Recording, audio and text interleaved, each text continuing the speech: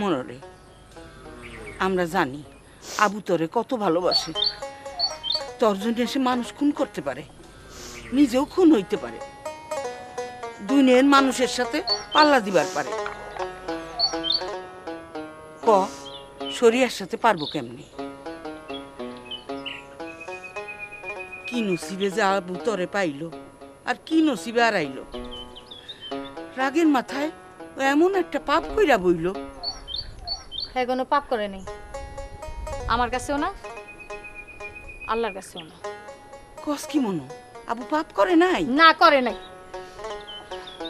হ্যাঁ, কি নবী না রাসূল, এ তো মানুষই। রাগের মাথায় দুইটা ভুল করে বুঝছে, নিজের ভুলটা নিজে বুঝলেই তো এলো। নামাজের বিরতি শেষ, আপনারা সবাই বিচারে আসেন। মনো তো ঠিকই কইছে, আমি তো এইভাবে কোনোদিন চিন্তা করি নাই। ও মনো, চল।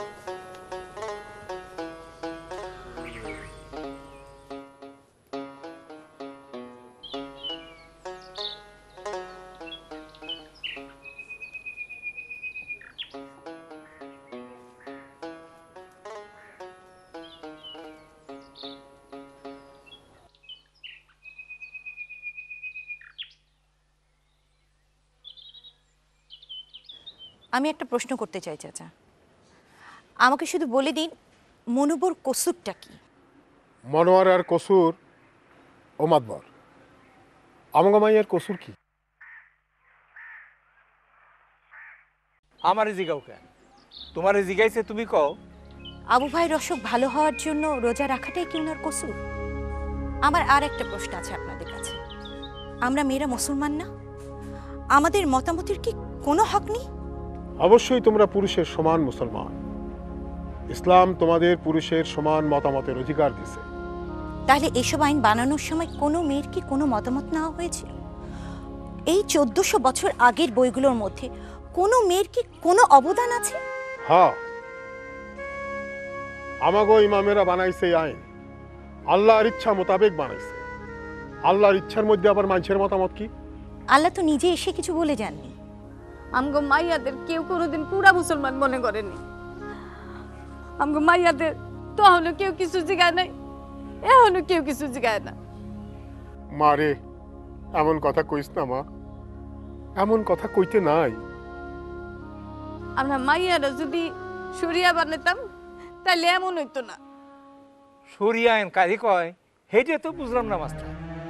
শরিয়া আইন চাচা, এই যে এই বইটা হলো প্রিন্সিপাল অফ ইসলামিক জুরিসপ্রুডেন্স। এই বইটার 31 পৃষ্ঠা থেকে আমি পড়ছি। কখনো কখনো কোরআনের একই বিষয়ে 7 বা 8 রকমের মতামত পাওয়া যায়। মুসলিম শাসক যখন একটি মতকে গ্রহণ করিয়া আইন হিসাবে প্রয়োগ করেন, তখনই তাহা সকলের জন্য বাধ্যতামূলক হয়। তাহলে এসব বইগুলো তো ইমামদের ব্যক্তিগত মত, মুসলিম শাসক প্রয়োগ না করা হলে এগুলো তো আইন বলে মেনেই নেওয়া হবে না। হ্যাঁ, ঠিক কথা। তাছাড়া একথা শাফি আইনে পরিষ্কার বলেছেন। পৃষ্ঠা হচ্ছে 624, আইন নম্বর ও 21-3। খলিফা কিংবা তাহার প্রতিনিধি ছাড়া আর কেহই বিচারক নিয়োগ করিতে পারিবেন না।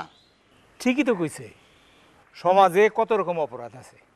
চুরি, ডাকাতি, খুন, জখম, রাহাজানি, জমি দখল, চাঁদাবাজি, ঘুষ খাওয়ান, সবই তো আছে। এখন মানুষে যদি যার যেখানে খুশি কোর্ট বসায় বিচার শুরু করে, তাহলে দুনিয়ার অবস্থাটা কি খারাপ হোক? কও দেখি।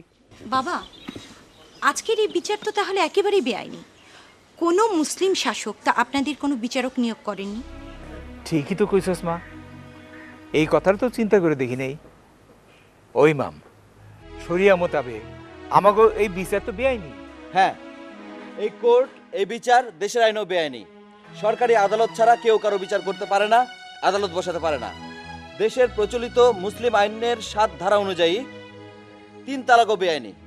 ইমাম, আইন যারা ভাঙে তারা হলো ক্রিমিনাল। জিন্দেগিতে তুমি আমি একটাও বেআইনি কাম করিনি, আজ এটা কি করলাম আমরা? আমরা তো ক্রিমিনাল হয়ে গেলাম গা।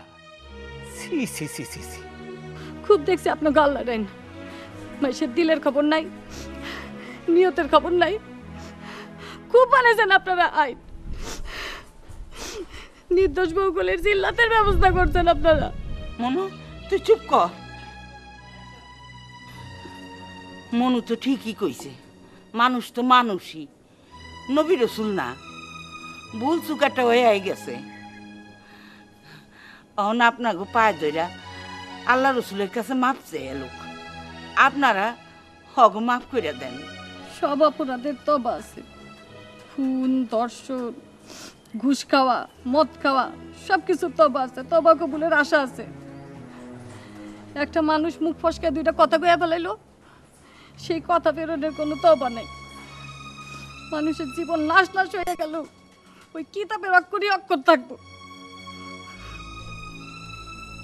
ইমাম সাহেব, মানুষের জন্যই তো ধর্ম, আপনি কি কন?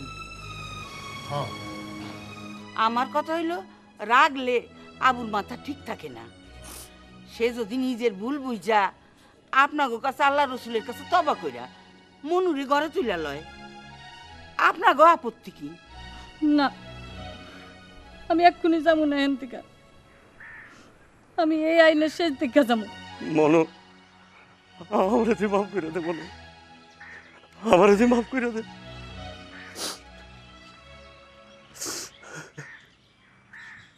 তোমাদের সঙ্গে অনেক ইসলামিক দার্শনিক ও পণ্ডিতরাও আছেন। এই যে শরিয়ার সবচেয়ে বড় পণ্ডিত ডক্টর হাশিম কামালের বই প্রিন্সিপালস অফ ইসলামিক জুরিসপ্রুডেন্স এর 31 পৃষ্ঠা থেকে পড়ছি। কোনো কোনো সময় একই ব্যাপারে 7 বা 8 রকমের আইনগত মতামত দেওয়া হইয়াছে। এই মতামতের সবগুলি ধর্মের অঙ্গ নহে ও বাধ্যতামূলক নহে। ইসলামের অঙ্গ না হলে একে ইসলামের আইন মানা হয় কেন? হ্যাঁ, তা ঠিক। এগুলো আসলে মুসলিম আইন, মানে তখনকার মুসলিম সমাজের আইন। আচ্ছা, আমি একটা জিনিস বুঝি না, এই পৃথিবীতে মুসলমানদের মধ্যে অর্ধেক হচ্ছে আমরা মেয়েরা, আর এই সব আইন বানানো হয়েছে আমাদের মান সম্মান রক্ষা করার জন্য, কিন্তু আমাদের মেয়েদের কোনো মতামত নেওয়া হয় না কেন? আমাদের কেন জিজ্ঞেস করা হয় না যে আমরা কি চাই? 1000 বছরের মধ্যে আমগো কেউ কয় নাই আমগো দোষটা কি, আমগো কেউ কিছু জিগায় নাই, জিগায় নাই আমগো কিছু কনের আছে নাকি, জিগায় নাই এই আইনে আমগো কত কষ্ট, কত ক্ষতি। আমাদের অপমান, আমাদের কষ্ট বুঝবে এমন মুসলমান কোথায় মনুবু? আমরা মাইয়ারা মরণ যন্ত্রণা সহ্য কইরা শিশু জন্ম দিই,